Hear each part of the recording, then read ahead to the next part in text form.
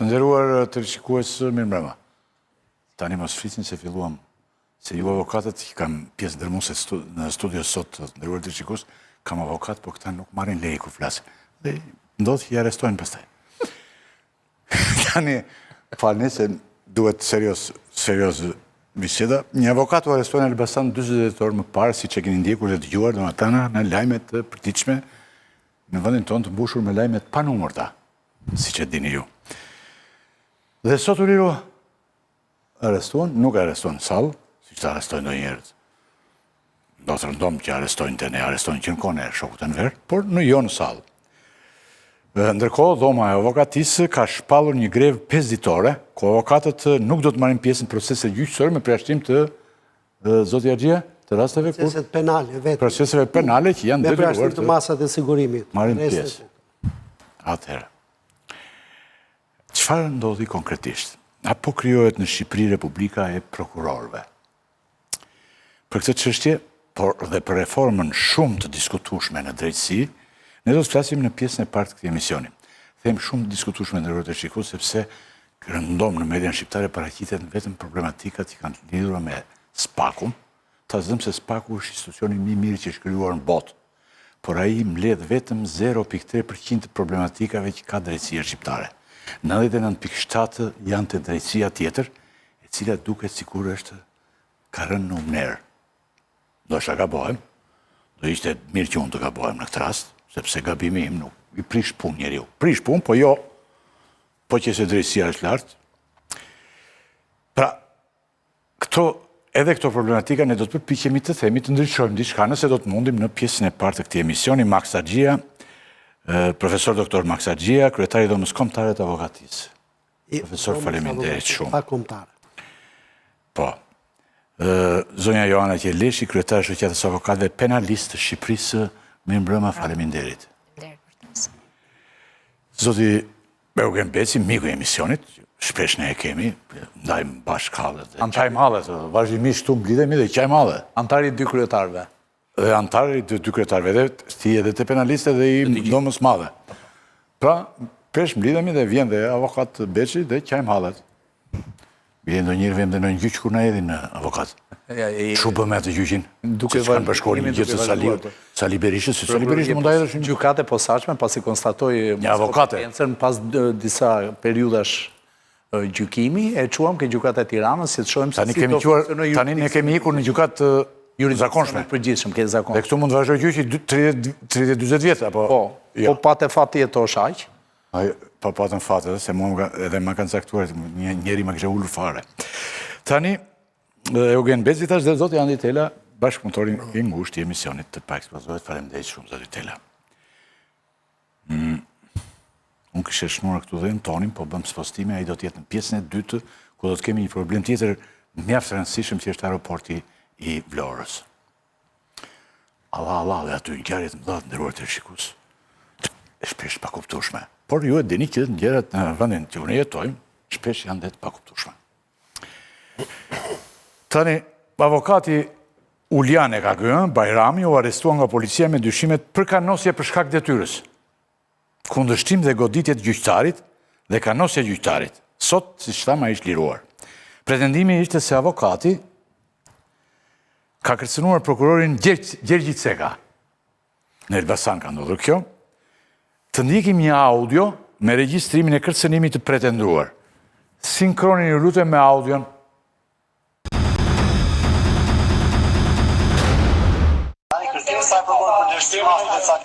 Përdersim arresti dhe caktim mase bazohet e disa provave. Një ndër to tregon që ka pastyrim të rreth të dhënave dhe që do të merret personalisht edhe me prokurorin, edhe me gjithë oficerët e policisë.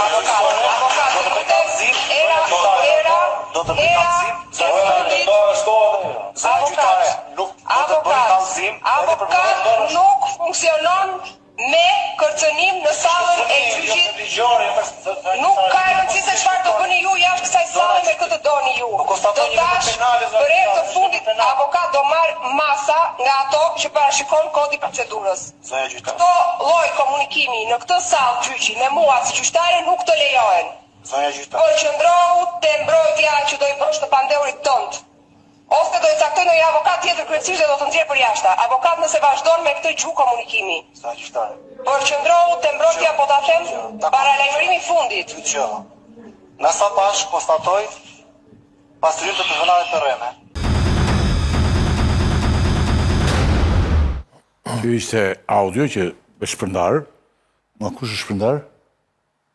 Që e ka shpërndar pjesa e prokurorëve, mund të merret në sekretari. Ja, do t'ju pyesim, por jo se harrova unë, po duke vrapuar për të lëvizur skaletën, gazetarët e mi kanë bërë një Besnik Muçi, do t'jetë në lidhje. Besnik, faleminderit. Është një bashkëpunëtor mjaft i mirë i emisionit tonë, na ndihmon shpesh dhe shpesh ndryshe nga shumë avokat, po dhe njerëz të ligjit, avokatit që kemi në lidhje, që unë po e falenderoj dhe një herë, i dalin gjërat, si që ishte rasti për Veliajn, apo rastet tjerë, a i thot dhe befas dalin. Mu tha u lirua. Nuk tha u lirua. S'ka thena si lirua, por tha gjërat që do ndodhin dhe ndodhin pikërisht kështu. Avokat do t'jemi në lidhje, do thuash që mendon për këtë problem. Në fakt, ne, nderuar teleshikues, po thresim edhe, është liruar tani, po a i duket është trembur shumë, se i kanë mbajtur dhe telefonin. Më shkëput me zotin Muçi dhe jemi në studio dhe pastaj do lidhemi me Muçi. Mos fillojmë që tani në pa filluar emisioni. Pra, unë po përpiqem të lidhem dhe me zotin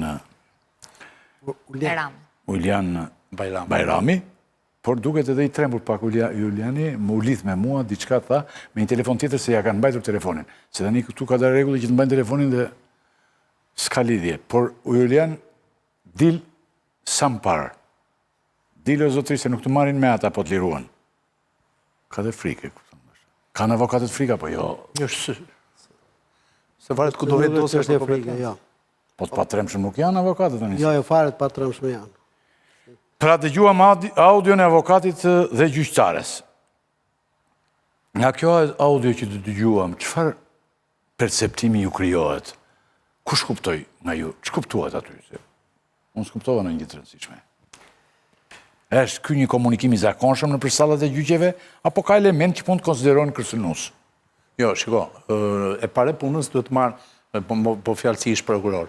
Mi që ka filluar gjithë loja dhe... Se ti ke qenë prokuror, po. Po ti ke qenë në kohën që s'ishte Republika e Prokurorëve? Ne ishim në kohën që ishte Republika e Parlamentit. E Parlamentit, se është me radhë, e Republika e Parlamentit e Prokurorëve, është pas e Republika... Po përgjithësi Republika e Njeshit është. Ta shi të flasim konkretisht. Prokurori, me qënë se ne kemi qënë në sallën e gjyqit për vitet të tëra, kur kalon derën e sallës e gjyqit, është si një palë e zakonshme me avokatin. Për këtë arsye, nga pikpamja procedurale, gjykata është ajo që duhet mbaj ekuilibrat në sallën e gjyqit. Dhe prokurori, pavarësisht se çka bërë derisa ka mbërritur në sallën e gjyqit, derisa ka mbërritur në çështjen për gjykim, aty bëhet i barabart me avokatin dhe çdo kërkesë, çdo informacion që paraqet është në të njëjtën situatë në ngarkesë përgjegjësie siç është avokati. Për këtë arsye, debati gjyqësor i vërtet bëhet në sallën e gjyqit dhe referuar kodit procedurës penale, referuar faktit që në sallën e gjyqit gjyqtari është personi i cili vendos për rendin, qetësinë dhe për gjithçka që ndodh në sallën e gjyqit, sigurisht që kjo është një situatë e cila normalisht nuk ka pse të merret me shqetësim nga asnjë nga palët. Por, mendoj që këtu nuk është problemi parë prokurori që mund të ketë bërë kallëzim dhe është bërë situata. Problemi parë është gjykata. Gjykata, referuar në 341-342 kodit procedurës penale, duhet ishte më autoritare në vendosjen e rregullit, rendit dhe qetësisë. Mbi të gjitha, referuar jo vetëm kodit, por referuar dhe praktikës së gjyqtarëve të cilët ruajnë rendin dhe sigurinë dhe sigurisht dhe solemnitetin e një salle gjyqi, në rast se konstatohet një vepër penale në sallën e gjyqit, patjetër që është gjykata që vendos. Nuk është as prokurori, as polici që dëgjon në sallën e gjyqit. Se mund të ketë ndodhur atje që mund të ketë pasur dhe shefa krimesh brenda sallës gjyqit dhe thonë unë e dëgjova dhe mu duk sikur e kërcënoi prokurorin, avokati dhe e thirra. Po harrojmë që në sallën e gjyqit prokurori është thjesht avokati i opinionit publik, nuk është më prokuror. Në sallën e gjyqit, duke qenë i barabart me palën tjetër, nuk kemi pse të flasim për t'i ngarkuar fjalë të cilat shpeshherë, mua më vjen shumë keq që ta them, por të flasësh me atë që ju me atë që ju dhat në transkriptin që ju bë asaj audioje, nuk mundet që aq më tepër trupi gjykues ta perceptoj dhe ta arrijë deri në fjalën kërcënim. Kërcënimi është një vepër penale e përcaktuar saktësisht në Kodin Penal të Republikës së Shqipërisë. Dhe ta sqarojmë një herë mirë. Kërcënimi është një vepër penale ose kanosja, për e thënë nga pikpamja ligjore, e cila duhet jetë e aty për atyshme, serioze, dhe të krijoj përshtypjen tek pala tjetër që ajo do të kryhet për të shkatruar pronën, jetën e personit. Më thoni cilat nga këto fjalë përbëjnë element të veprës penale të kanosjes. Përveç me elementit procedurial, tu kemi të bëjmë dhe me elementin material. E para, në sallën e gjyqit, zot për ekzistencën apo jo të veprës penale është gjyqtari, dhe është gjyqtari në rast se do konstaton dhe vepër penale, që do të urdhëronte dhe prokurorin në sallë, por dhe policinë gjyqësore dhe t'i thoshte, shiko, në seancën numër kaq, në datën numër aq, mua më ndodhi një vepër penale në sallën e gjyqit, për këtë arsye referoj të filloni çështjen penale. Është gjyqtari që brenda sallës gjyqit urdhëron. Madje me gjyqtar me shumë më tepër integritet, vite më parë, ne kemi patur situata në të cilat dëshmitari është paraqitur, ka bërë dëshmi të rrem, vepra penale ka qenë e dukshme dhe ka ndërhyrë gjyqtari dhe ka thënë, prokuror, nuk mund të arrestosh ti dëshmitarin në sallën e gjyqit se jam unë zoti i sallës gjyqit. Kur të dal nga salla e gjyqit dhe të bëj veprën penale, ti merr dokumentacionin dhe bëj arrestimin. Ky është integriteti dhe profesionalizmi i gjyqtarit. E para. E dyta, në momentin që ndodhi vepra penale, janë ca elemente të cilët duhet të shpjegohen. Si ka filluar çështje penale nga policia gjyqësore? Ku është prokuroria në raport me policinë gjyqësore, e cila në pikpamje ligjore, proceduriale, ka kryer jo gaf, po vepër penale në kufin të shpërdorimit dhe të veprimeve arbitrare. Si mundet të ndalosh ti një person, e heqim fjalën avokat, e marrim si çdo qytetar, e thret qytetarin në zyrën tënde dhe i thua ti ke rrezik për tikur dhe unë do të ndaloj me iniciativë. Kjo nuk përplotson asnjë element të veprës penale të ndalimin, sepse shpesh nga që gazetarët për zhargon të opinionit publik e thonë fjalën arrestim. Jo, ka ndodhur ndalim me iniciativë nga policia gjyqësore.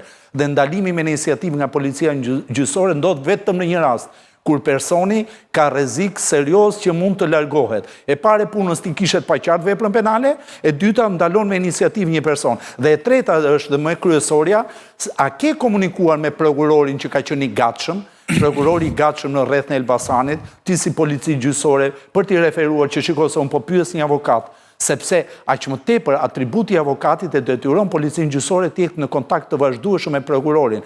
Dhe a ka dhënë një vizë prokurori që të bëhet ndalimi me iniciativë nga policia gjyqësore? Se në rast se është dhënë një vizë, nesër mund të na dalë oficeri i policisë gjyqësore në Elbasanit dhe thotë, po, unë fola në telefon me prokurorin dhe më tha ndaloj avokatin.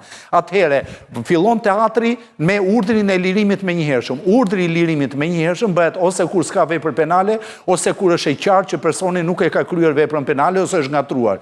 Këtu nuk kemi pjesën e dytë, sepse personi ka qenë në sallën e gjyqit dhe nuk kemi të bëjmë ka qenë apo s'ka qenë ai. Atëherë, ti në rastin që bën urdhër për lirim të menjëhershëm të personit, si e vazhdon çështjen penale? Për çfarë vepre penale do vazhdosh?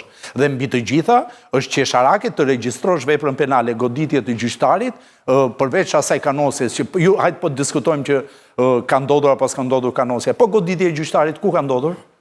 Në cilin element të gjithës kësaj. Për këtë arsye, vem në një formulim më të përgjithshëm ndaloj ke prokurorët, kolegët e tjerë të flasin për pjesët e tjera. Prokurorët, në këtë situatë që është krijuar, decentralizimi i plot i prokurorisë sjell këto situata që janë qesharake. Kam pyetje të posaçme për këtë. Jo, është e lidhur posaçërisht. Duket sikur prokuroria është bërë një me edhe gjykata është bërë një me prokurorin. Jo, po është e lidhur posaçërisht brenda prokurorisë. Atëherë, duhet të qëndrojmë më lart te problemi.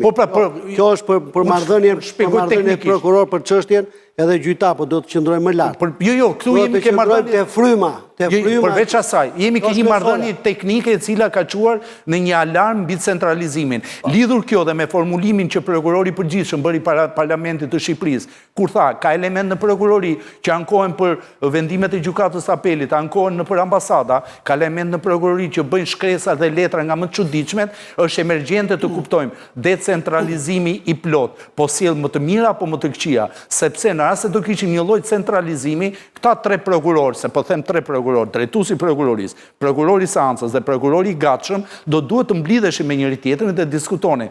Është edhe një problem tjetër, nëpër prokuroritë të paktën e Republikës së Shqipërisë nuk ka prokuror që të kenë përvojën dhe sistematikën e kryerjes së veprimeve në raporte me policinë gjyqësore. Kjo është për shkak të reformës. Dhe gjitha kjo është për shkak të reformës, e gjitha për shkak të decentralizimit dhe dalim pasaj dhe themi që drejtuesi prokurorisë dhe prokurori i përgjithshëm nuk ndërhyjnë dot në një situatë se ka disa prokuror të cilët thonë unë jam i pavarur dhe nuk të pyes fare, pavarësisht se mund të krijojnë probleme të rënda sociale. Prandaj reforma nuk ka patur një raport të mirë mes decentralizimit dhe centralizimit. Pa kaluar atje nderuar koleg, unë e kap më ndryshe problemin, e kap nga Maja. O ka një sekundë, lutem, në momentin që regjia ka gati foton dhe në telefon mund dalë avokati, ta kemi fare pak minuta dhe avokatin që sapo është liruar nga burgu, po për të shkurtër bëri. Pra, thelbësoria është kuptimi i rolit dhe figurës të avokatit së pari nga ata që drejtojnë seancën që thajtë. Pra, është detyrim ligjor. Po, detyrim ligjor. Dhe kjo është më shqetësuesja dhe më emergjentja që ka një frym, denigrimi, që e trajtojnë avokatin njësoj bashkë me të pandeurin. Dhe kjo është e tmerrshme. E para, e dyta, Kodi penal thotë që kushdo që konstaton një vepër penale ka detyrimin që të bëj kallëzim. Dhe avokati ka konstatuar aty një falsifikim, një mos përputhje, një deformim të provave dhe ai nuk thotë gjë tjetër vetë se do bëj kallëzim.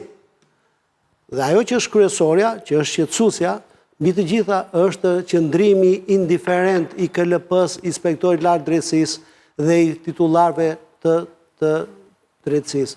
Pse? Sepse sot duhet kishin vënë alarmin. Nuk është problemi për të dënuar ose vënë para përgjegjësisë një prokuror apo një oficer policisë gjyqësore.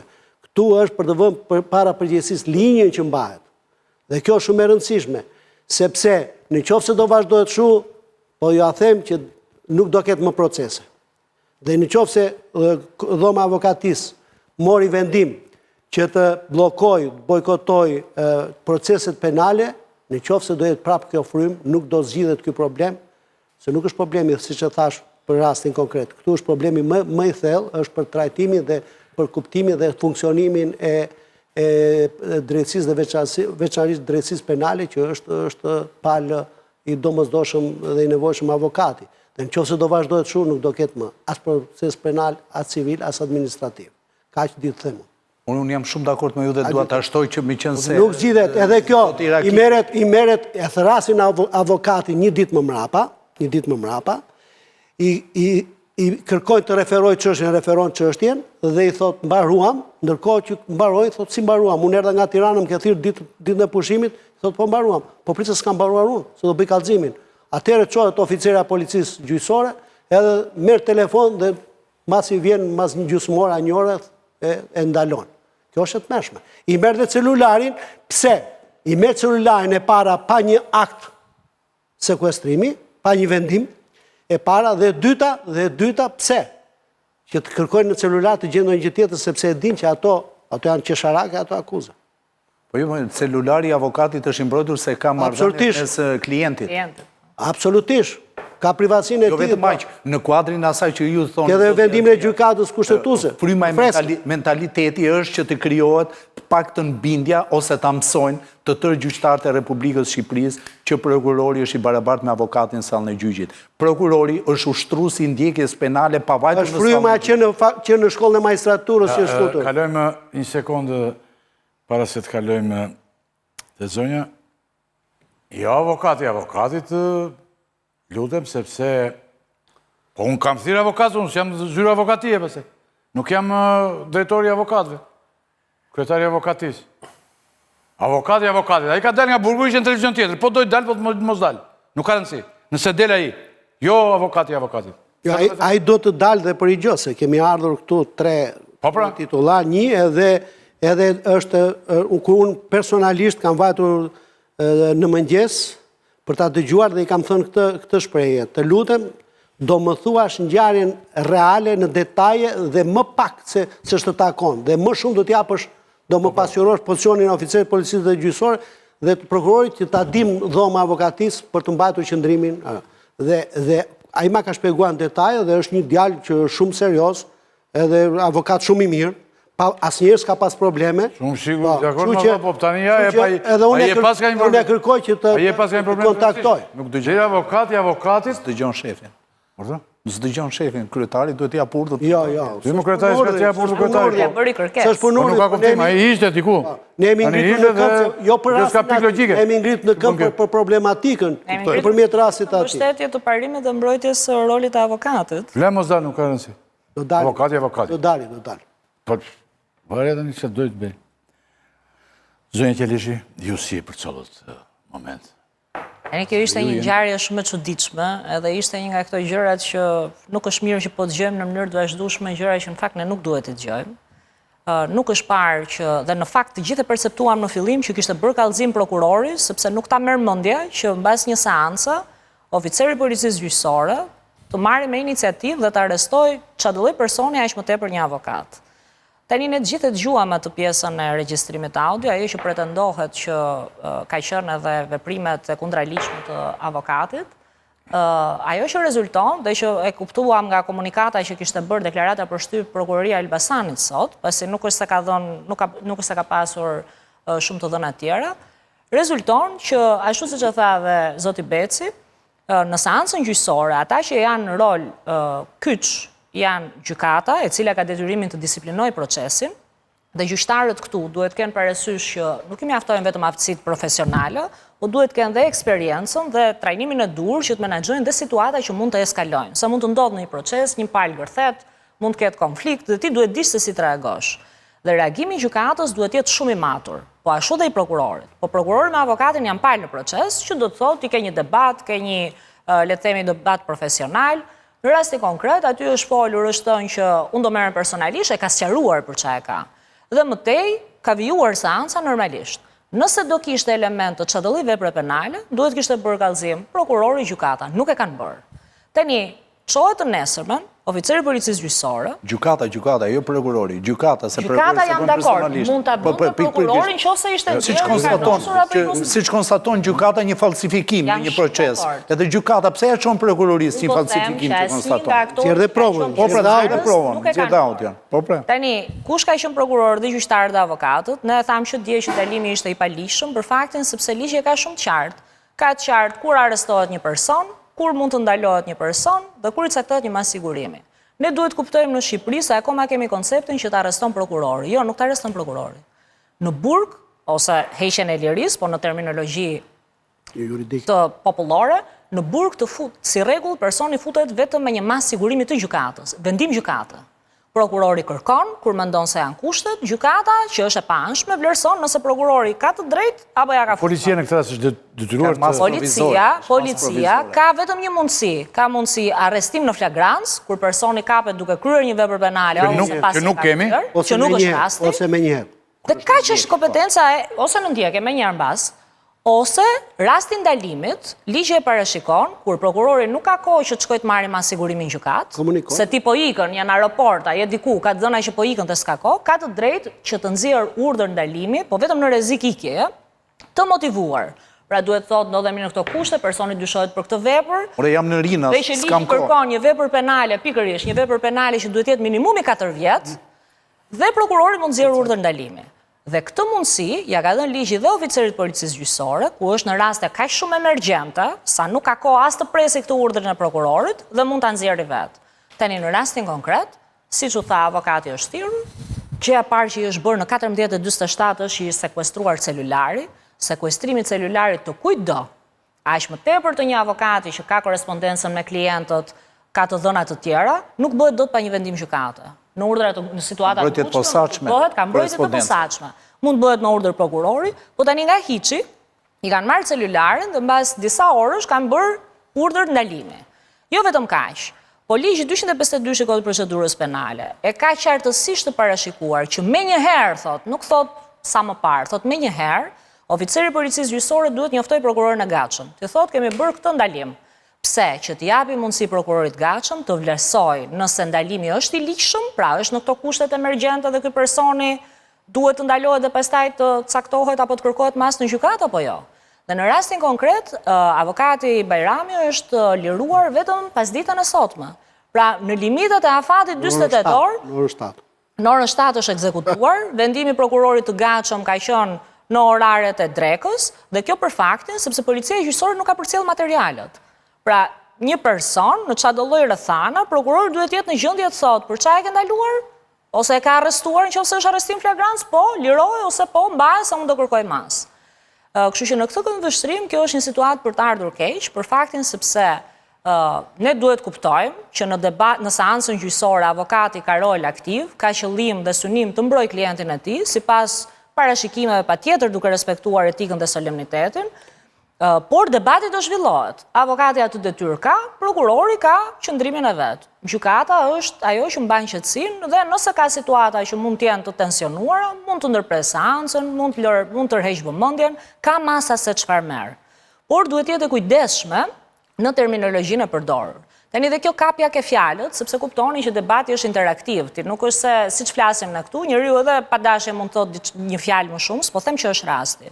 Po në parim, mund të nxitohesh, një shprehje mund mos e formulosh siç duhet, tërhiqesh, kërkon falje, vazhdon seancën, nuk është një gjë jashtëzakonshme.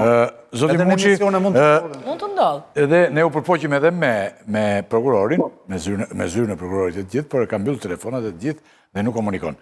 Pasi ja ka marrë dhe ati të arrestuarit telefonin, ja kanë marrë, telefonin e vetë nuk e hapë. Dhe kërë pas të i palishën.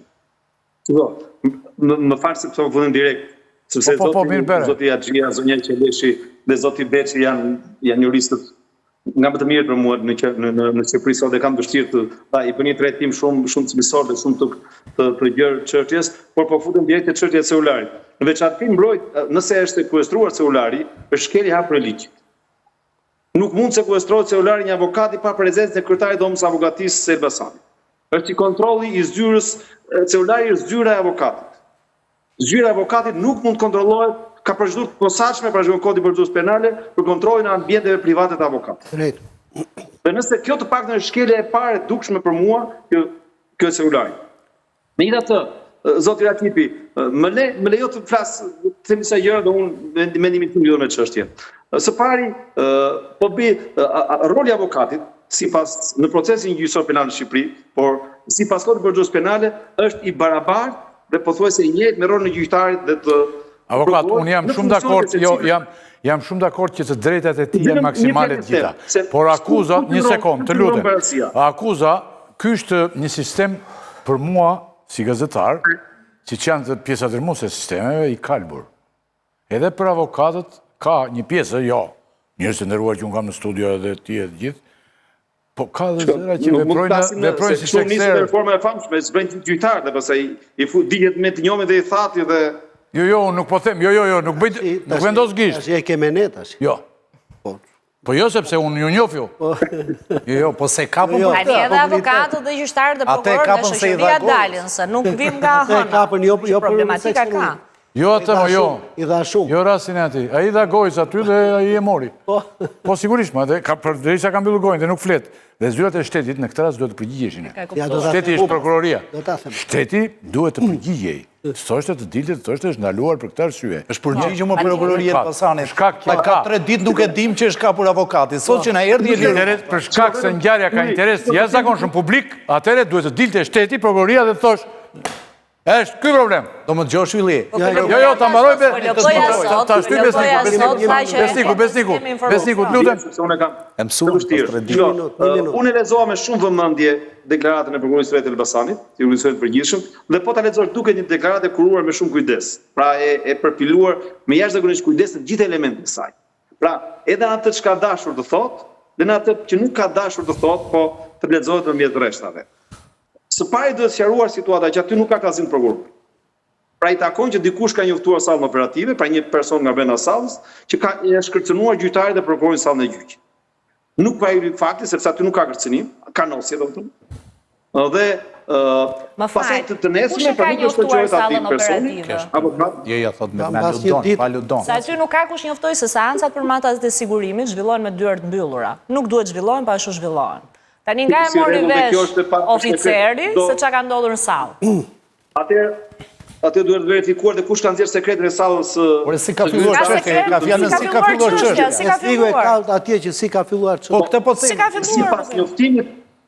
Sipas njoftimit të prokurorisë del që çështja në këtë mënyrë ka filluar.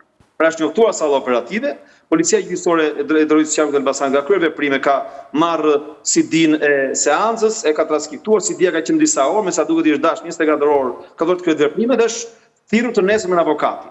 Pastaj ndalimi, unë nuk do të ty që është i palishëm, se janë kushtet e ndalimit, absolutisht vetë fjalë. Por ajo që unë dua të theksoj është mënyrën se si është vepruar pas ndalimit. Pra, prokuroria, ne kemi qenë zoti Beçi, zoti Axhia, ne kemi qenë prokuror për një periudhë gjatë kohë dhe na kemi pas raste kur dhe kemi konsideruar ndalimet palishme dhe i kemi liruar lirimin e menjëhershëm të personave. Por në këtë rast kemi lirinë e menjëhershëm të avokatit dhe prokuroria nuk shprehet për shkakun e lirimit. Po vetëm nuk e quajmë të arsyeshme të nevojshme të vazhdojmë me masigurimin gjykatës. Në ndalim ka 3 momente. Personi lirohet për shkak se është ngatruar në arrest. Avokat më i koncentruar, për shkak se ndalimi është i palishëm, pra nuk plotësohen kushtet e ndalimit, ose çohet kërkesa në gjykatë. Nuk ka zgjidhje të tjera në këtë rast. Pra nuk ka zgjidhje që të lirohet personi pa u shprehur për ndalimin, për të ligjshëm ose jo. Ky është një element që dohet parë, besoj që hetimi do ta zgjidhë, por unë do të thesha diçka shumë për të vazhduar idenë. Ktu ka probleme shumë të rënda edhe natyrës penale, në regjistrin e veprave penale, te procedurale, por ne duhet mësojmë në një shoqëri demokratike, se po e diskutojmë me disa kolegë sot me shaka, deputeti, avokati dhe budallaj nuk bajnë përgjegjësi për ato që thonë. Edhe deputeti dhe nuk bajnë përgjegjësi. Edhe avokati nuk mban dhua. Është ligji. Edhe budallaji e dim. Deputetin e dim dhe bashk janë, më fal bashk se janë të ndarë, po. Vetëm ju gazetarët. Nuk mbajnë përgjegjësi për ato që thonë, s'ka. Ne mbajmë, ju duhet të vetëm ju duhet të thonë. Por ai pa përgjegjësi nëse pa përgjegjësi për ato që thonë, sa për asgjë. Kuptoj edhe një herë mirë un avokat. Budallaji, deputeti dhe avokati. Dhe avokat. Po mirë që ngeni kod ankoni. Tani kjo nuk është kështu. Koncepti është urdhër ju kod ankoni, ju ngeni me pjesën më të privilegjuar me deputetët. Dhe budallaji është më të privilegjuar se ai s'kupton gjë. Ai zhat. E ke parasysh? Ai zhat. Por si hyn burg çka ka thënë sallën e gjyqit tash? Ka imunitet, avokati ka imunitet për ato çka. Është vërtetë, pavarësisht se nga humori i është Zoti Muçi më është shumë e vërtetë. Zoti Muçi më zgjoi një lloj fjalësh. Urdhër për lirim të menjëhershëm. Urdhri për lirimin e menjëhershëm nën kupton ndërhyrjen e prokurorisë që personi mos mbahet as 10 orë brenda, jo 3 ditë brenda. Nuk ka urdhër lirim të menjëhershëm pas 3 ditësh. Zoti Muçi tha gjithë madhe këtë. Mirë, baja atë që tha Zoti Muçi, por ka një problem Zoti Muçi ta dëgjoj. Jo. Përmendët deklaratën. Mos e nxjerrë kontekstin Qalin, Përmendët deklaratën e prokurorisë të Elbasanit. Unë mund të them vetëm kaq. Që ajo deklarat ishte e cunguar dhe mund them as 10% sa do të bënte. Gjëja e parë që do thosh ajo deklarata nuk ka fakt penal. Që është e rëndësishme. Dhe kjo është një deklarat me një synim të caktuar. Është një deklarat me një synim të caktuar që ata do ta vazhdojnë çështjen. Dhe ne këtë e ka regjistruar dhe do ta vazhdojnë dhe e çojnë ata si e duan ata. E para njëherë do shpalte mos kompetencën, që është e rëndësishme. Avokata futi për telefon. Po, ja se mbarova. Dhe dyta duhet të merr urgjent për të pushuar çështjen. Dhe ne për këtë do mblidhet Këshilli i Përgjithshëm i Dhomës së Avokatisë për t'i dhënë drejtim këtij problemi. Se nuk e lëmë kaq. Absolutisht. Kjo është një çështje, zoti Axhia, se ju jeni drejtues i vjetë i Dhomës, por është një çështje shumë e rëndësishme, është një gur prove i rëndësishëm për gjithë avokatë në Shqipëri. Besik, do hysh përsëri se kemi dhe momente të reformës, reformën, kemi dhe momente të tjera do hyni përsëri. Tela, të futet në bisedë sepse duke u ngjeshur fort në bisedë. Tani, këtu janë 3 veta që janë palë me avokatin. Fakti jeni palë. Por kam përshtypjen që sot palë me avokatin. Se janë 4. Po, 4, po palë me avokatin. Kështu siç kanë rrjedhur ngjarjet mund të jetë gjithë opinioni publik. Palë me avokatin. Po ti na njësoj. Jo, po s'po na vjen para tjetër. Na njësoj me budallajin. Po ku do gjej para tjetër? Me tha ai.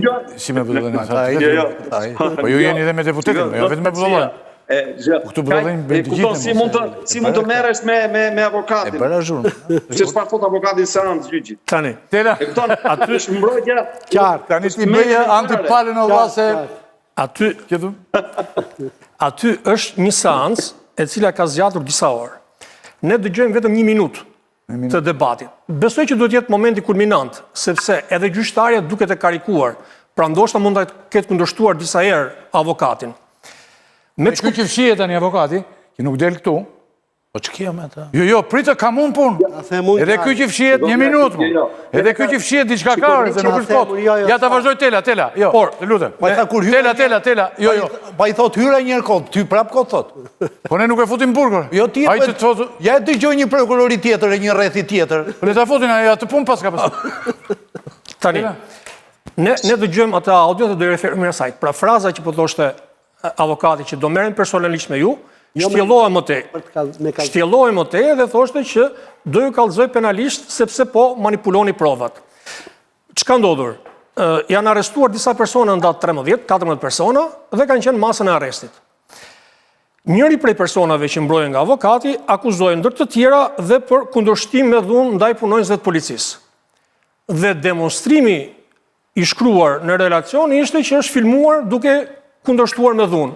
Dhe avokati këtë thoshte që ju nuk e keni provën që klienti kundërshton me dhunë punonjësin e policisë. Kështu që për kësaj arsye konsiderohet manipulim prove dhe për këtë arsye do merrem me ju. Pjesa tjetër që vjen më pas është mënyra se si reagon gjyqtarja. Ky është më e rëndësishmja sepse prokurori në këtë rast është palë me oficerin e policisë gjyqësore. Reagimi më tej ka qenë i oficerit policisë gjyqësore. Domethënë, ideja është u bë avokati të na kundërshtoj neve, u bë avokati të na vënë dyshim këtë që po bëjmë ne. Ky është esenci se si janë marrë. Prandaj ka reaguar oficerët e policisë gjyqësore më tej. Prandaj janë marrë me ndalimin e avokatit për treguar që deri ku e ke ti dhe sa të fuqishëm jemi ne. Po kjo është e palishme. Pa diskutim, por në gjithë këtë histori, është gjyqtarja që bën përshtypje, sepse gjyqtarja e rrit tensionin në seancë. Gjyqtarja thot pusho, është paralimi i fund, do të heq ty. Fjalën kanosi gjyqtarja artikulon. Do të heq ty dhe do marrë një avokat nga këta kryesisht. Ky është thelbi. Dhe kjo ka bërë, themi që, të gjithë, ndoshta gjithë opinioni të bëhet palë me avokatin. Thua ti dhe thonë këta vetë, me që ti e hape, duket sikur gjykata është kthyer në noter në Shqipëri, sidomos në këto raportet me Spakun, duke dhënë të drejtë çdo kërkesë të prokurorëve, veçanërisht të Spakut. Se janë rastet kur gjykata rrezon një prokuror të Spakut, sa janë ndihmë, mbase nuk dim shifrat saktë, por ka një trend të dukshëm që gjykata sigurisht është inferiore në këtë plan. Jo, unë e kam thënë vazhdimisht që ka një problem shumë të madh me gjykatën shqiptare. E para nuk kupton në aspektin penal, nuk kupton sistemin, që jemi sistem akuzator. Do të thot ka përballë dy palë, një palë që akuzon dhe një palë që mbrohet, dhe nuk është sistem inkuzitor. E para, e dyta, bëhet palë me prokurorin. Dhe e treta, ka frikë të zbatoj ligji dhe është bërë trime të shkeli atë, këtë se kuptoj. Shumë të guximshëm. Sepse ka i postulat të atyre që kanë qenë afendikojnë të drejtësisë shqiptare, dhe në gjithë botë që thonë që juristët janë njerëz më frikacak se njohin konsekuencat e ligjit. Kështu që këta gjyqtarë, këta prokurorë shkelin ligjin kaq hapur dhe nuk kanë frikë, kjo do thotë ata kanë një siguri diku. Që po ta shkelin në favor të prokurorisë nuk i gjen gjë. Po ta shkelin në favor në disfavor të prokurorisë i gjen gjë. Kjo është. Duke, domethënë, ka dhe një lloj trashëgimie në këtë histori, përgjithsisht për proceset penale. Domethënë, nga 45 akte, po themi nga 66-67 që Enver Hoxha i hoqi fare avokatët, edhe tha, si donte Shakespeare-i, do t'i dua unë avokatët, dhe u hoqën, pra s'kishte mu avokat në sistem. Po si kem në përkëmb, tha se më prishin punë. Dhe politika penale e zhvilluar nga andej, por edhe këto 30 vite, e trajton avokatin penalist, si kur është viktim, bullizohet, në gjithë kohën, konsiderohet edhe më i keq se sa ai që po mbron, por ti po mbron fajtorin. Kjo është ideja që ngrihet, dhe prandaj prokurori penalist ka prokurori penal, ai që merret me çështje direkte penale me autor të kriminal, ai ka suportin e akuzës shtetit, ndërkohë që edhe gjyqtari në shumicën e rasteve bëhet palë me prokurorin.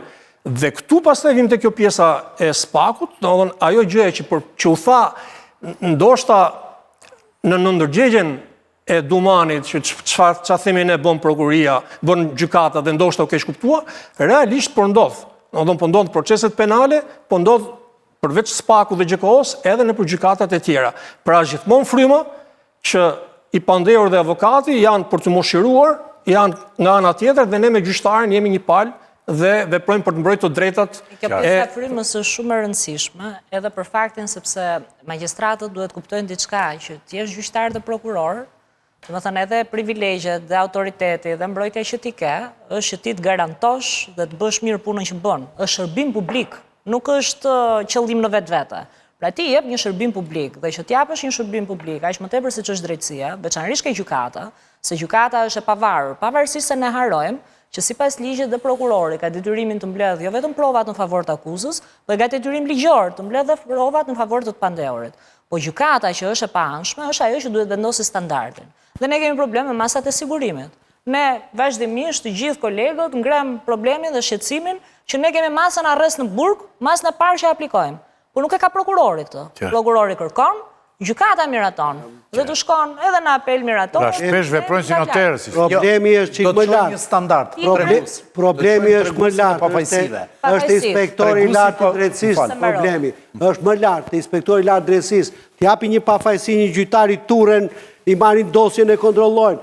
Fut njerëz në burg që pa prova ose me bindje, hiç fare. I çon kërkesë, thonë do protokollu kërkesa.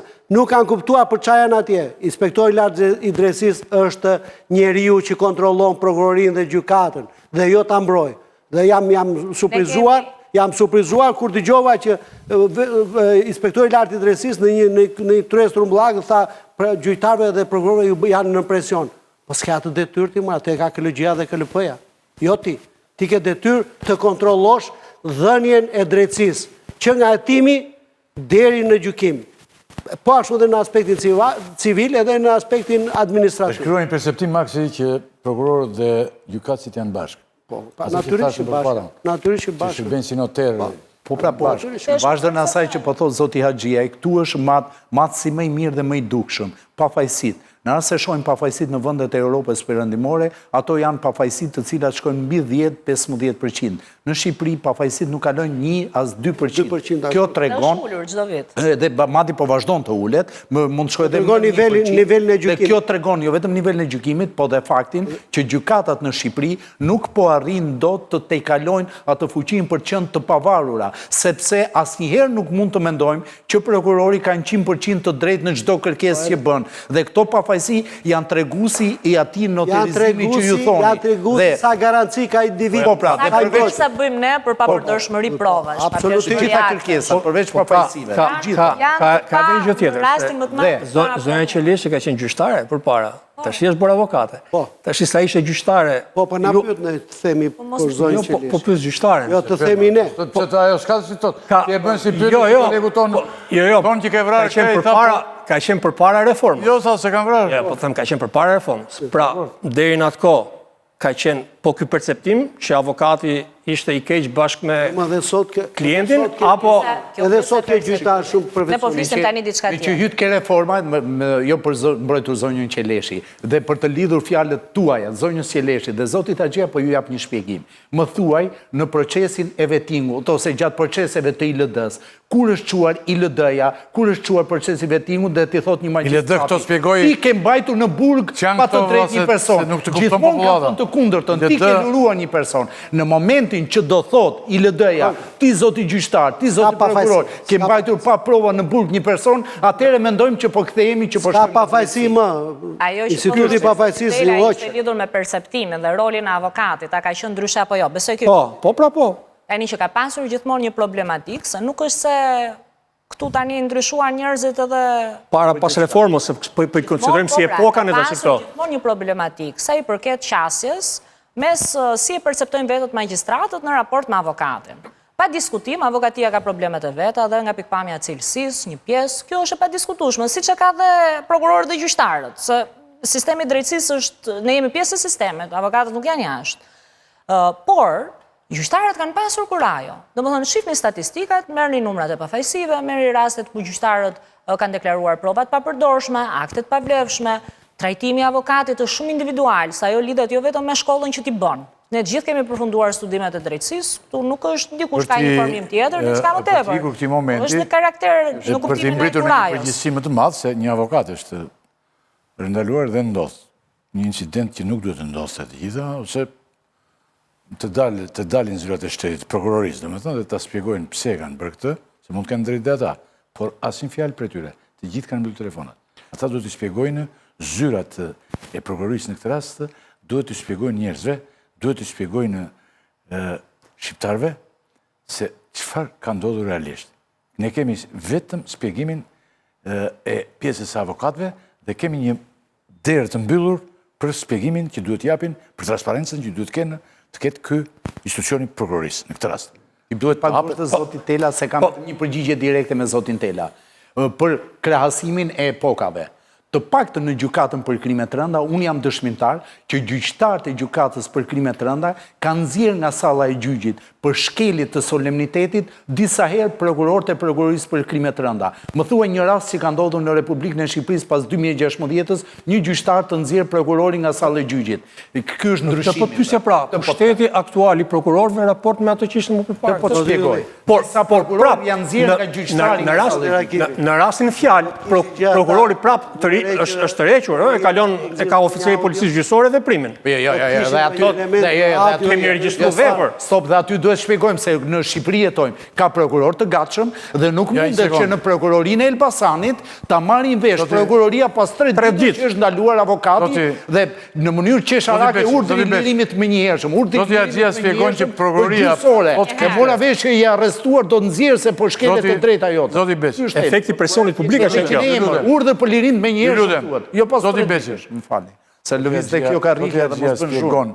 Mos bën karrike e zhurmë. Me eksperiencën që ka e të gjitha, mos bën karrike. Një njeri që ka shërbyer dhe punuar në seksione zyra shumë të rëndësishme, thotë në që se prokuroria do të kishte një element sa do të vogël, do të nxirrte dhe do bërtiste me gjithë fuqinë.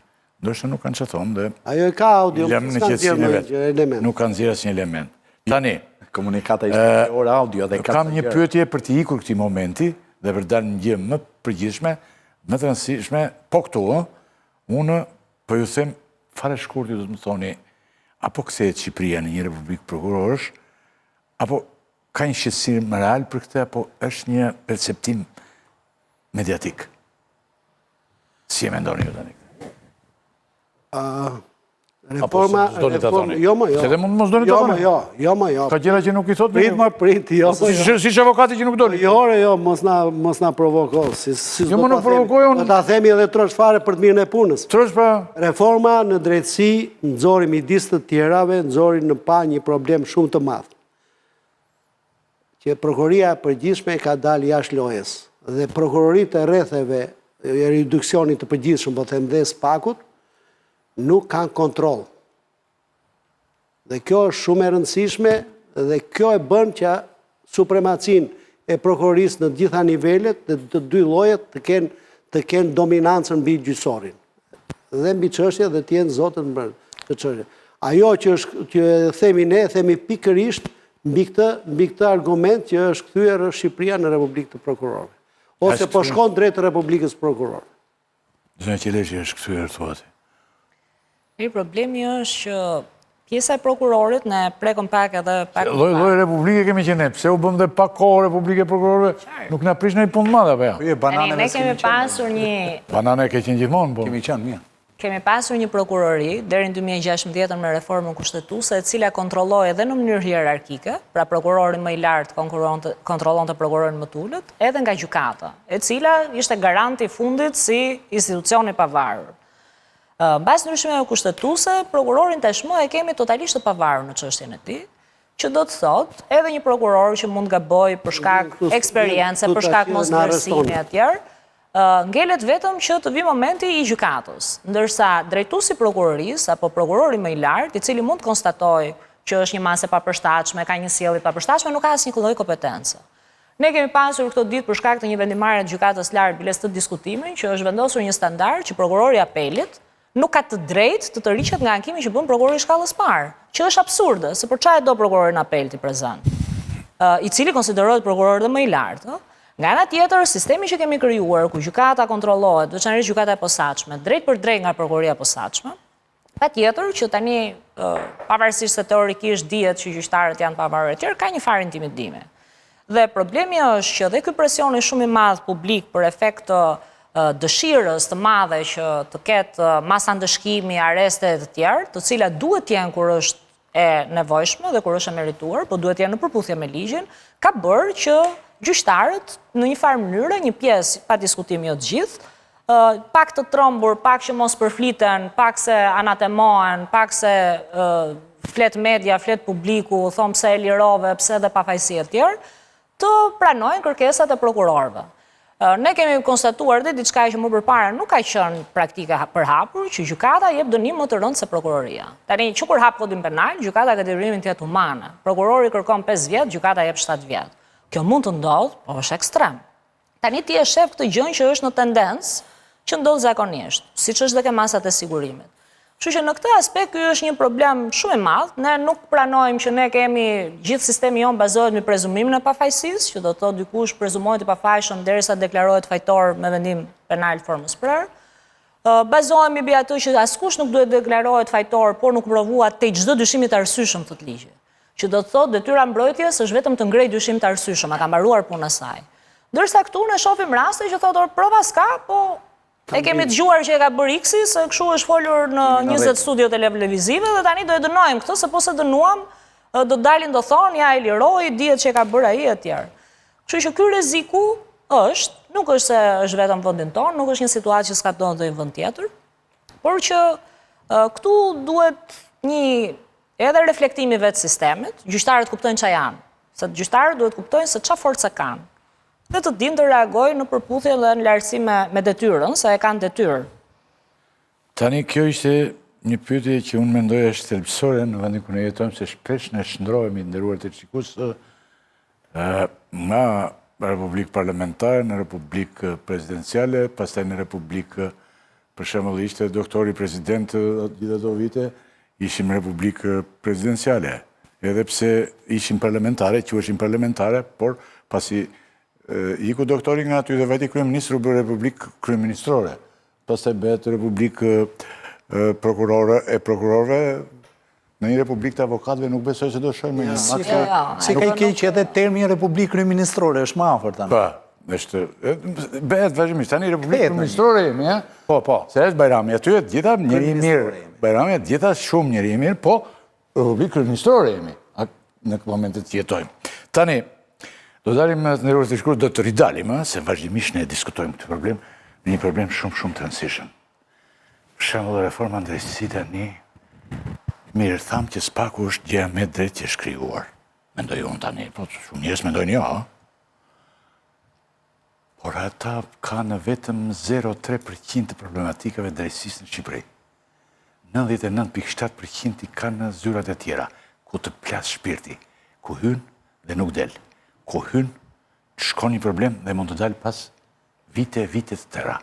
Mund të vdes njeriu plaket, kur është i ri, por mund të vdes kur është në moshë dhe nuk ka problem të zgjidhur. Dhe duket sikur drejtësia në vend që të rregullojë tani politika jonë, nderuar të shikues dhe nderuar të ftuar, thotë që Amerika e bëri këtë punë. Amerikanët erën gjithë, po amerikanët e bën këtë punë, ndoshta, edhe ikën. Janë mbathën. E ben, do me thënë, e odhën aty, e ben, me ndere e ben, dhe e odhën, dhe ikën. Tani në mbeti ne, këtu, kjo drejtësi që kemi, dhe ndodhi kjo vrasja. E pama? Pse keq kuptojnë videot, pasaj? Le të keq kuptojnë, nuk ka rëndësi. Njerëzit janë të lirë të bëjnë çfarë duan, e të thonë çfarë duan. Tani, u vra gjyqtari Kalaja, u folë shumë për çështje sigurisë, zoti Gjia, u folë shumë për çështje sigurisë që godinat nuk janë sigurta të gjithë, le të jenë sigurta sa të duash. Ata të vrasin prapë në qoftë se ka probleme tjera më thella. Për shembull, shkojnë njerëz të panumur që shënonin Afni Rostemi e vrau, bravo që e vrau e të gjitha. Kjo ndodhi kështu, kjo sa keq që e vrau. Jo, kishte të tjera gjëra, lloj gjërash. Pra, jemi në një konfuzion të madh në deklarata nga më të çuditshmet, por që tregon që drejtësia është në një gjendje jo të mirë. Dhe çfarë prodhoi kjo drejtësi për qytetarin e zakonshëm? Për 99,7%, jo për 0,3% që den spaku, edhe kalon framuri aty, doktori kaloj sot, kaloj doktori që u paraqit u fut brenda, doli, mbajti një fjalim jashtë, iku pastaj në zyrë, mbajti një fjalim tjetër aty, po kjo nuk është drejtësia, që kalojnë 3-4 veta aty dhe mbyllet. sepse në 97% e politikanëve flasin vetëm për SPAK-un dhe GKO-n, 97% e studieve televizive flasin për SPAK e GKO, 97% e opinionit publik artikulon për SPAK e GKO. Prandaj është e kthyer mbrapsht e gjitha dhe nuk merren me atë realen, me atë tani çfarë të mirë zotrin avokat, se më mirë se ju, ndoshta unë kam rastin që më mirë se ju nuk mund ta thotë dot njëri këtë gjë. Çfarë të mirë i sollën ndërkombëtarët drejtësisë tonë që e bën në këtë drejtë. Ikën pjesa dërmuese e njerëzve të ligjit që punonin, sikur ata do prodhoheshin pastaj në fabrikë, si sapuni, siç prodhohet sapuni, ose siç bëhet pemtaria në bujqësi. Ku janë tani se s'ka dhe njerëz? Edhe SPAK-u vetë thot tani ne nuk kemi njerëz. Ikin ja 11 dhe mbetet bosh. Çfarë është kjo që kemi bërë ne këtu? Zoti Maksi se ti e kupton, ke qenë njëri i rëndësishëm për zyrat e gjitha. Çfarë mendonte tani? Unë mendoj këtë që reforma ishte domosdoshme, mund të pyesësh që a dështoj apo jo, unë mund të them që nuk dështoj, por nuk pati sukses. Që do të thotë... Po s'pati sukses dështim që... Pra prit, që Dakor. në atë rrugë që... E bën si avokat, të thotë. Nuk është ashtu. Do me thënë që këtë rrugë që erdhëm deri tash ishte e gabuar, nuk na prodhoi asnjë rezultat, asnjë produkt siç e kërkuam, atëherë me kurajo dhe me mendje të hapur dhe me guxim dhe qytetare dhe profesional duhet të mblidhemi edhe një herë të riparojmë të gjitha këto probleme që shkaktoi reforma. Ndryshe do thellohet akoma më shumë situata. Ky është mendimi im. Por aty ku e la zoti. Edhe nga shqiptarët, pastaj zoti Besnik. Edhe nga shqiptarët. Po. Zoti Rakipi, nga shqiptarët. Për të lidhur pjesën e parë të pjesës parë emisionit me pjesën e dytë të pjesës parë të emisionit. Do më lësh të lidh unë këto se ti tani mori dhe lidhjen përsipër. Jo, për të lidhur zgjidhim çfarë duhesh, po. Hajde. Po pa lëvizur karrikë. Po. Ideja është që në rast se ne shohim rezultatin e reformës, po shohim drejt për drejti faktin e decentralizimit të prokurorisë. A ka prodhuar më shumë rezultat pozitiv, apo prodhuar rezultat negativ. Duke ju referuar, jo stoku të dosjeve, jo cilësisë së hetimeve, po mënyrës organizimit të prokurorisë, si në prokuroritë e jurisdiksionit përgjithshëm dhe në prokurorinë e përgjithshme, e krahasuar me veprimtarinë që duhet të ndërmarr ILD-ja për të mbajtur nën kontroll veprimtarinë e prokurorëve për ta referuar në KLP, unë konstatoj që decentralizimi total, absolut që është kryer, ka sjell një dështim total. Dhe zoti Axhia e thotë si në kohën e kur filloi trafiku i makinave në Shqipëri, që ishte një shef qarkullimi që nuk thoshte ka bllokim mjetesh, po thoshte ka qarkullim të ngadalt. Unë po e them që qarkullimi i ngadalt i trafikut të decentralizimit të prokurorëve ka sjell në bllokim.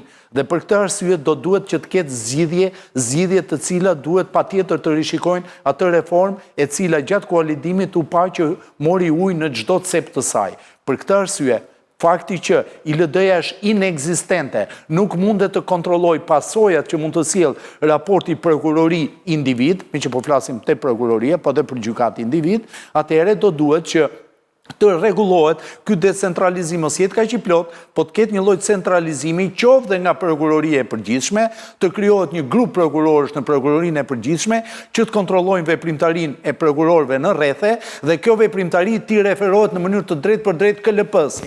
Edhe kompetenca procedurale për të kompetenca të cilat të ndërthuren, sepse decentralizimi u pa që dështojnë në mënyrë totale. Ktu ka prokuror në përrrethe të cilët krijojnë dhe probleme sociale. Ka prokuror në përrrethe që mund ndalojnë 3 autobusë dhe i thotë do i pyes të tërë pasagjerët e 3 autobusëve në Kakavi pa u konsultuar fare me mënyrën se si sjell situatën. Për këtë arsye, decentralizimi total sigurisht që nuk sjell asnjë rregullim dhe mbi të gjitha mos funksionimi i ILD-s për ndërhyrë në kohë reale për të rregulluar pasojat procedurale që kanë lidhje me liritë dhe drejtat e njerëzit sjell pasoja. Atëherë, bujrum le ta rikorrigjojnë, le të shojnë, le të krijojnë një grup pune në prokurorinë e përgjithshme që të bëj kontrollin e prokurorëve, të cilët i referojnë në KLP për masa disiplinore, po jo vetëm për masa disiplinore, dhe për orientim të punës. Jam në mision të marrë. Tani, Për reformën e bien të gjithë dakord që ishte domosdoshme. Në momenti që kishte një shqetësim të madh lidhur me situatën dhe gjendjen e sistemit gjyqësor dhe sistemit drejtësisë në përgjithësi, të gjithë aktorët, dhe prandaj reforma ka qenë një paketë ligjore, nuk ka qenë vetëm pjesa e vetingut, ishte një nga elementët, ishte shumë e rëndësishme dhe duhej bërë. Kush i artuan dhe si erdhi është çështje tjetër, po zbatimin e kemi pasur ne. Pra kanë qenë shqiptarë ata që kanë bërë zbatime. Dhe ne përgjithsisht kemi problematik në si zbatojmë ligjet, jo se si artojmë ato. Tani, ajo që është situata aktuale është që qartazi sistemi drejtësisë ka problematik të madhe. Ka problematik të madhe pse i përket numrit gjyqtarëve, që nuk përballojnë dot ngarkesën që kanë, është jashtë kontrolli. Ka problematik se i përket karrierës së gjyqtarëve dhe prokurorëve, se të dy kanë mungesa. Që ti të rritesh në karrierë kërkohen sa struktura për shkak të ligjit që nuk arrin dot të mbushin ato vendet. Kemi një apel me 35 veta, ndërkohë që duhet jetë me 75.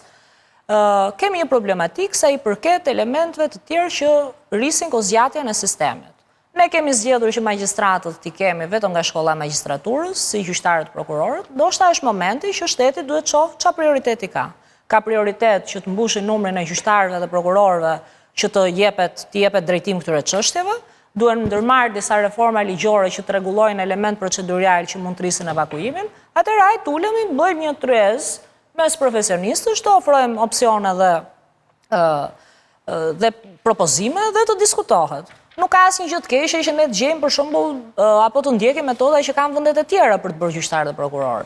Dhe kjo është e rëndësishme se na aktualisht na ka ndodhur, kemi disa gjykata, disa prokurori që kanë vetëm magjistratë që kanë 1 ose 2 vjet punë, të cilët nuk është gjë e keqe, po ka nevojë ata për një mbështetje, ka nevojë për kolegë më me eksperiencë, të kesh dhe këtë pyesësh, se gjithë kur fillojmë punën kemi nevojë të komunikojmë me të tjerët, dhe të ketë një larmishmëri, siç është gjinia, është edhe eksperjenca. Po patjetër. Kështu që ne mund gjejmë mekanizma dhe s'ka nevojë të shpikim. Gjë se shkruajnë mua tani me që ke zot energjian se mendja një grush mizash, unë e kisha skaletuar të pyetjen më të rëndësishme këtë, po mendja si thon një grush miza është, Terezi Florinca thonë është, edhe haron njeriu. Ore me këtë bojkotin do vazhdoni ju tani? Po patjetër.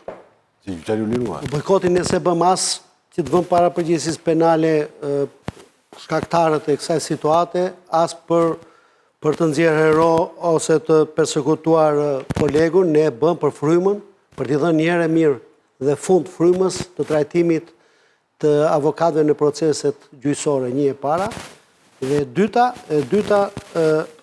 ky bojkot marrë shkas nga deklarata e prokurorisë të jurisdiksionit përgjithshëm të Elbasanit, do jetë në mbledhjen e jashtëzakonshme të Këshillit Përgjithshëm, do jetë objekt diskutimi për të vendosur se çfarë do bëhet me fatin e këtij avokati, sepse çështja është që si profesionistë dim shumë mirë që s'ka vepër penale dhe prokuroria nuk e ka cekur fare këtë situatë. Kjo është çështja, çfarë do bëhet me avokatin. Kështu që do jetë Këshilli i Përgjithshëm ai që do vendos dhe të paktën nga reagimet që kam nga kolegët, ka propozime dhe ka presione dhe reagime që do të vazhdoj bojkoti edhe më i gjerë dhe në çështje civile dhe administrative. Do të arrisni. Derisa të pushohet çështja. Po, derisa të pushohet çështja. Dhe po, do të pastaj ka dy rrugë, ose të rregullojnë punët ose të prishin avokatin, mos ishte prish shokun vet. Po mirë. E mbyll avokatin edhe nuk ka ndonjë problem. Nuk ka ndonjë gjë. Unë e kej për avokatë e rinë se të të zanat. Se unë nuk kam një uri të thella për këtë punë, ka vende që kanë të mbyllur. Po, zoti Rakipi, për një uri të thella për vendet e tjera, do të them vetëm një fjali për reformën. Jo reformën, mo zotri. A ka vende të tjera që... Këtë po të shpjegoj. Ai shumë e suksesshëm. Si kanë mbyllur avokatin? Ai shumë e suksesshëm ishte reforma e Kenesa, shumë vende dhe të rajonit dhe të botës, po përpiqen të implementojnë në reformën tonë. Shumë vendet të botës po ti po tallesh. Të gjithë janë të. Mos u tallë se ta marrin për të vërtetë avokat. Asnjë nuk ka guxuar ta pranoj. Zoti Besnik dhe Tela, po. 2-3 minuta të shiko, disi të duken unë i gjua me shumë me argumentat e kolegëve dhe një nderuar, dhe të gjitha qëndrojnë në sistem drejtësisë ka nevojë të ribëhet reforma e suksesshme se jo të unë ka ne këta që lartë e tha i pranoj faktin që drejtësia është në kolaps. Dhe gjitha këto argumenta që unë i thua pak më sipër, më duket si ajo historia e llogarisë që e priftit për pse s'bie këmbana, ai kishte shumë arsye, por në fund s'ka këmban, dhe tja s'ka arsye. Pra ne thot nuk kemi sistem drejtësie. Duhet ta pranojmë këtë. Fakti që një çështje shkon 15 vjet, 17 vjet. Fakti që gjysma e gjykatave dhe prokuroria bosh, pas 10 vjet reformën, tregon që nuk ka sistem drejtësie. Unë jam i qartë drejt për drejt, natyrisht mund të qenë për interes, kam qenë objekti reformës, por reforma ka dështuar në mënyrë spektakolare. Të gjithë elemente e saj përgjithësisht. Nuk është problemi për të vënë përgjegjësinë. Të mbaroj avokati se kemi dhe një problem teknik që po rregullohet nga ligji. Ta mbaroj fjalin. Në folëm për prokurorinë, se këtu më lind ideja. Konfigurimi kushtetues që kemi ne të prokurorisë është unik, nuk ka asnjë tjetër në botë pozicion tillë kushtetues prokurorisë. Pra prokuroria e pavarur nuk mund të ekzistojë. Hetimi është funksion ekzekutiv. Ndjekja penale është gjysmë funksion ekzekutiv. Në pjesën gjyqësore kontrollohet nga gjykata, nuk ka prokurori të pavarur. As sistemi kontinental të së drejtës nuk ka prokurori të pavarur. Pale sistemi kombëtar që është Ministri i Drejtësisë, prokuroria është pjesa ekzekutive. Pra, që këtu nuk mund të konceptohet një prokurori e tillë. E kam thënë, më falni modestisht po e them që kam thënë, jam shprehur që në 2015 publikisht me një shkrim të kësaj natyre. Me shumë modesti po e them këtë. Pra nuk mund që këtu, pra nuk kemi këmbane, nuk kemi prokurori. Ne të diskutojmë tani dhe një diçka tjetër zoti Rakiti. Një sekond zoti Muç. Nëse zoti një sekond. Jo të lutem vetëm një sekond. Po të lutem ta mbaroj. Zoti Muç e tha në mënyrë shumë të hapur, ju e bët pak në mënyrë diplomatike. Me avokatin e arrestuar Elbasan. Unë më shumë se sa një republik. Shkruaj mesazhe se e tham shumë shqip. Zoti Beçi. Unë më shumë se sa një republik prokurorësh e shoh një republik prokurorësh të nënshtruar nga policia. Të nënshtruar nga? Sepse policia. Nga policia. Po pse prokurorët i komandon dhe policia? Po tash më lejo ta them ta mbaroj në fund. Ose koordinojmë. A do më lejosh të thuaj vështirësinë e komunikimit. Koordinojmë ku ma gjë. Sepse vërtet prokurori u shpreh në seancë që duhesh arrestuar ti, por nuk mori guximin të bëja si veprim tet, se prokurori mund të kishte për vetë çfarë ndalonte. I bënte urdhën ndalimin, na ka ndodhur ne jashtë sa gjyqi ta bëj që kemi arrestuar, kur kemi pasur dëshmitar në gjyq kanë bërë dëshmi të rrethëm. Ka dalë nga gjyqi e kemi arrestuar në korridor. Se ka arrestuar Kur ke krimi që në aty. Por veprimin e ka bërë me iniciativë policia një ditë më vonë pas ngjarjes. Pra edhe nëse prokurori ka pas në mend, është policia që ka bërë veprimin. Pra duhet t'japim Cezarit hakun, ëh? Pavarësisht se prokuroria nuk do ta këshillëjuar sepse ndalimi me iniciativë nga policia bëhet vetëm në rast kur prokurori nuk mund të ndryhej dot. Se Elbasani s'është New Yorku. A Stambolli, që s'në do të prokurori. Pra, në ka shumë element palishmëria aty. Por duhet ta ngjarje do ta trajtojmë në elementin faktik të saj, në gjithë strukturën e ngjarjes. Ngjarja tani. Pra, veprimin me iniciativën e kryer policia ndalimin. Tani u kam me që je avokat me që je në lidhje, kam dhe një pyetje unë që do t'jo pyetje pas e panelit, po që të ndajemi bashkë. Një pyetje që dy pyetje, po në një do t'i bëj të dyja. Me këto që thatë ju në mënyrë më të hapur se kolegët, po një loj thatë, një loj folët, po me dy loj pak të drunjzuan pak gjuhën. Kam këtu unë, e avokatuan si të tuash, a mund të themi fare hapur që Shqipëria ka nevojë për një reformë tjetër, molla? Se kjo nuk bën. E theti? Po. Absolutisht. Po nuk është sukses ti tani. Nuk është sukses nuk kineze. Jo, do ta rishikoj. Ti është kinezët më flisin më kështu. Ndoshta po, ndoshta jo. Unë kam një mendim tjetër. Reforma drejtësi dhe vazhdimi që bëhet me kodin penal, me hapëre gjyqësore, është më duket mendim malin për të shkatruar sen e drejtësisë. Dhe unë kam thënë diku tjetër. Tere duhet një reformë e re. Në vitin 2015. Si është? Shqiptarët në 10 vjet. Shqiptarët në 10 vjet që merren me si ta rregullojmë. Kjo quhet reformë e re. Si ta rregullojmë. Pa diskutim, por ne po se pranuam. Dhe megjithëse që u bë avokat, se do t'ja avokat, jo të lutem. Jemi okay deri tani. Po megjithëse që u bë, që ndoshta kuptohet që duhet një reformë tjetër, sepse kjo nuk është, kjo është dështim. Por sepse ja një element tjetër. Kjo, gjëja që kishim karakteristik ne ishte që drejtësia ishte totalisht në dorë të politikës.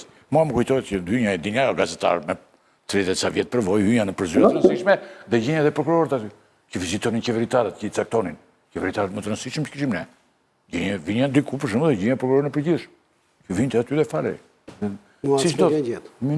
Mua s'me ke gjithë. Jo, të jo. Ti je përplasur me qeveritët dhe ty nuk kam pjetur. Një minut. Po ta bëj pyetjen pra. Tani politika, a e ka dhe tani politika ndorë drejtsin? Avokat, politika e ka ndorë tani? Shiko, të them një histori... Jo, po e them një histori, s'kemi shumë kohë. Shku dhe me një fjali.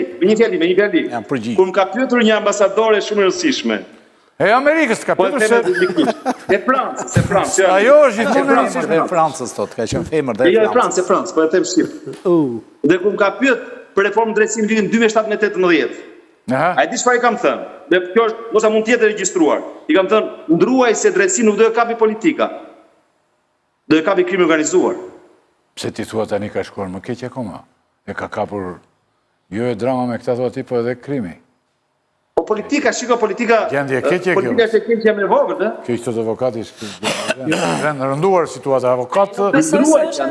Unë të falenderoj shumë, dhe jemi, tani herën tjetër ti do jesh këtu në studio, sepse pa tjetër. Ndje, sepse dhe vështirësi komunikimi dhe ishe nderuar që isha me këtë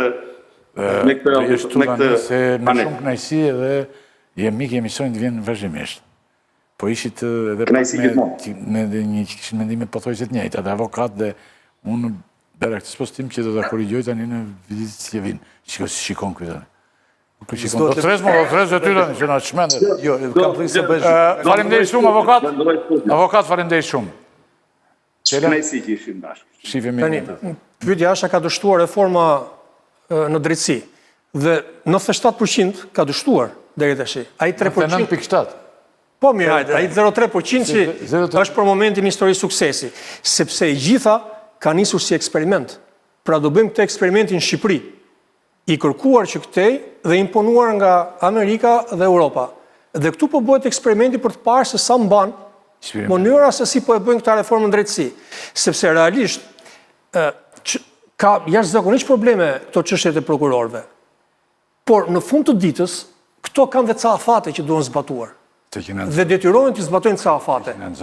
Por, pjesa tjetër që ka të bëjë direkt me publikun është pjesa e çështjeve civile. Ajo është gangrena. Jo prokuror, civilet, çështjet civile, ato janë.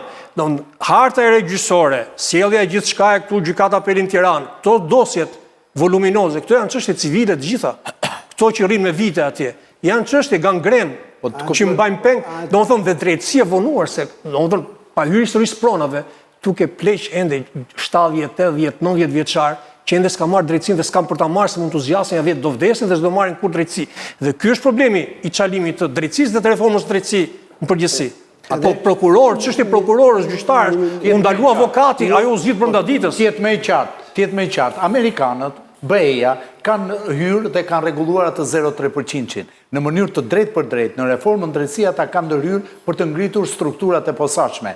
99% që thuhet për prokuroritë e jurisdiksionit përgjithshëm dhe gjykatat e jurisdiksionit përgjithshëm nuk kanë ndërhyrë dhe e kanë bërë shqiptarët dhe shikojnë si ka dalë. Jo, tërë projektorët janë të prokuroritë e posaçme. Harta gjyqësore në pushtetit gjyqësor nuk ka qenë produkti jone. Jo, harta e regjyqësore, e cila krahasohet me disa vende tjera, e largoi publikun. Tëra zvarritet në proceset gjyqësore, e larguan publikun nga drejtësia. Dhe të gjithë të element, në mënyrë të drejt për drejt, që vazhdojnë ndërhyjnë dhe sot, ndërkombëtarët që thotë sot i Rakipi, ndërkombëtarët e kanë mendjen ke prokuroria speciale, nuk e kanë mendjen se ç'ndodh në Elbasan dhe në Vlorë. Prandaj do të me popullin shqiptar nuk ju kërcet fare. Fare, kanë agjendat e tyre. Marizalina ajo që diskutojmë ne se më pyetje pse do vetëm në proceset penale. Sepse ngatroj këtë. Agjendat e ndërkombëtarëve, të cilët hedhin paratë e tyre normale. Jo, zoti Max, bën kakofoni dhe prishet gjithë bisedën. Na fal. Dhe populata pastaj na shan popullatën. Jo, problemi ishte kjo që pse u bë vetëm në bojkotin çështjet penale. U bën çështje penale sepse menduam thellë problemi që po ta bënim dhe në çështjet civile, ata që do humbisin seancat dhe gjatë bojkotit do të vinin pas një viti të kishin seanca tjetër, po. Kjo është. Atëre, e krahasimi është i thjeshtë. Për sa e mbaroi gjyqin që kishe në gjykatën e posaçme zoti Rakipi dhe gjykatën e penale para reformës, e mbaroi për një vit. Tashi sa muaj keq që flasim së bashku për fletëthirrjet, u bë 2 vjet e gjysmë. Atë fletëthirrje që na bën ne. Po. Ky është krahasimi. Do të shikosh rezultatin e reformës. Do të shikosh rezultatin e reformës. Sa keq që po zvarritesh. Po ajo që na ka hedhur ne ajo në flet më kudo. Ajo atë punga. Ajo do hedhin, gjykata do e vlerësoj. Puna sa shpejt do e vlerësoj. Unë gjyqje bën. Po patjetër. Jo, si avokate, vete edhe të tjerë në gjyq. Po, pa tjetër. Njerëzit që shikon dhe takon Jeni një grupi matë shoqëror që jeni të akuzuar dhe do sjaroheni aty në gjukat në shkallës të parë. Sa vite jeni? Jeni një 15 veta. Për që shkemi bërë? Fatmirësisht nuk jeni grupi strukturuar. Unë mendoj që është e rëndësishme që fokusi edhe i profesionistëve, po dhe juaj dhe si media, ne duhet të ushtrojmë një presion publik dhe ne profesionistët taj sa kemi mundësi, që t'i ulim këta njerëzit dhe të mundojmë gjejmë ca zgjidhje.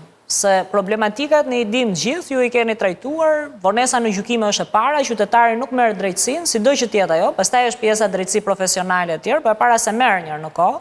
Dhe eksperimenti vazhdon. Eksperimenti vazhdon. Ishte pranueshme ndoshta një periudhë sa të stabilizohet, ti po shef që ne jemi nga keqja më keq. Edhe i nisur keq, i nisur nga lartë, pra shkri lartë, dhe gjithë pasojat asaj janë taktikës që të bëhet një përpjekje për të rregulluar kjo.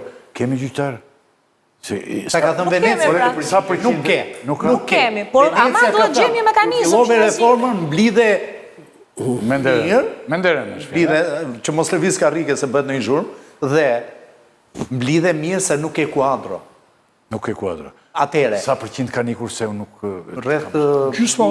Jo, nuk pak se gjysma, po themi rreth gjysma. 25%. 25%. Po ta i mblodhën dhe këto gjykatat vetëm Tirana. Atere, të gjithë të element të cilët duket se nuk janë studiuar mirë nga reforma, që ka filluar që para 10 vitesh, në rrasë se fillojnë të regulohen sot, do duan dhe 10 vjetë të tjera. Dhe reforma u kryua vetëm me një qëllim, për drejtësi më të pavarur dhe drejtësi më të shpejt dhe efikase. I ka mbaruar punë me të 3 qëllime. Unë jam optimist, në qoftë se organizohen... Që të hapet sistemi mund të hapet, nuk ka problem. Gjithë bota nuk e kanë gjithë magistraturë. Ne e kishim shumë mirë, në momentin që ti fut 100 veta në vit, është një sojë të hapësh forcat profesionale dhe intelektuale shqiptare e zgjidhin për 3 vjetë. Vetëm më baballar të reformës, janë ka objektet, se këto janë formale, po... Objektet është demagogji, ka kalor sigurin e gjykatave, vetëm kjo objekt demagogji.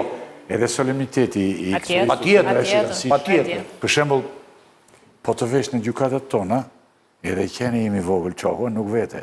A i ta refuzon. Se e qëkon si furik puller, si një gjë që... Si mund vej një... Po s'ka dignitet asnjë, as gjyqtari, as avokati, as prokurori, as qytetari. Pranona të gjykat. Po, ke lexuar në një rresht në reformë për infrastrukturën e gjykatave? Asnjë rresht nuk ka pasur. Si rresht ka. Keni lexuar në rresht? Për në vitin 2030 do bëhen të gjitha... Tashti, që ndodhi. Po që ndodhi? Tashti që ndodhi. Po e dini që 90% e gjykatave në Shqipëri nuk kanë asnjë kusht sigurie? A e dini që 90% e gjykatave në Shqipëri s'kan vend ku mbajnë dosjet gjyqtarët? Po, a e dini që nuk ka numër gjyqtarësh, nuk ka salla gjykate, dhe duke mos patur salla gjykate, nuk ka solemnitet, nuk ka transparencë dhe ka kushte për më shumë korrupsion. Të tëra këto nuk janë studiuar nga papallarët e reformës. Tani të nderuar avokatë, unë jo thira sot me idenë dhe duke kërkuar një farë ndjese që jo thresim më pak, jo vetëm ju, po dhe faktorë të tjerë të rëndësishëm të shoqërisë, të institucioneve, të cilë duhet vinë. Ju vini, e kuptonë, se ka të të gjithim për shumë nga biznesmenët, ndoshta dhe ata e kanë të vështirë të futin fjallin e 2 të 3 në fjalli, biznesmenët që kemi ne. Dhe nuk vinë do të shkretët për biseda këshu e gjitha, por ne do të dërojmë një pjesë të mirë edhe të institucioneve dhe të institucioneve si të mos të dalin nga istikami ku janë futur dhe qëllojnë vetëm nga ty dhe të vinë, të flasin, mund do të përpiqen të ndërtoj edhe në këtë mënyrë programin, duke thirrur njerëz që janë faktor të rëndësishëm të shoqërisë, të institucioneve, të shoqërisë civile dhe për të bërë bisedën sa më interesante dhe sa më të plotë dhe sa më të vërtet. Dhe përfshirë e kolegët të cilët më ndihmojnë mua në këtë, se ne jemi bërë tani edhe të detyruar në shkretet, për shembull mori vendim Partia Demokratike, që dhe ajo të veprojë si Partia Socialiste, të mos dal njeri fare. Kisha të në dipaloka aty që nuk duhet të dalim, diçka kisha të në mbledhje. Reciprocitet. Dhe si që bëjnë ata, të mos dalim as ne. Dhe nuk dalin dhe ata, nuk duam të dalim, thonë, për shembull me Andi Telën, me Abilekën që të resun, me tjetrin. Pra nuk duan sepse këta janë, po jeti zoti njeri u vjen dhe flet. Nuk ka rëndësi kjo punë. Po nuk duan as ata, nuk duan të dalim. Fshien këta, të mengjëritët, po këta fshien sepse kanë dhe të gjitha pushtetet. Po këta fjallën kanë të tjerë. Punë e tyre tani, ne do përpiqemi të ndërtojmë edhe duke ju thirrur, unë ju falenderoj shumë. Që ndihmuat Zonja Qeleshi, zoti Argjie, zoti Beqi, zoti Tele, faleminderit shumë. Faleminderit ju. Faleminderit. Fare shkurt publicitet dhe rikthemi në pjesën e dytë që është do të jetë shumë interesante. Kush po e rëmben aeroportin e Vlorës? Nuk e kuptojmë, unë kam pyetur shumë edhe, ishe edhe sot me njerëz të tjera, po shumë gjëra të nderuar të shikues nuk i kuptojmë në vendin ku jetojmë. Do përpiqemi të themi ndonjë gjë, po kuptuat ju, kemi kuptuar dhe ne. Publicitet rikthejmë me njerë. Po pyet njerë.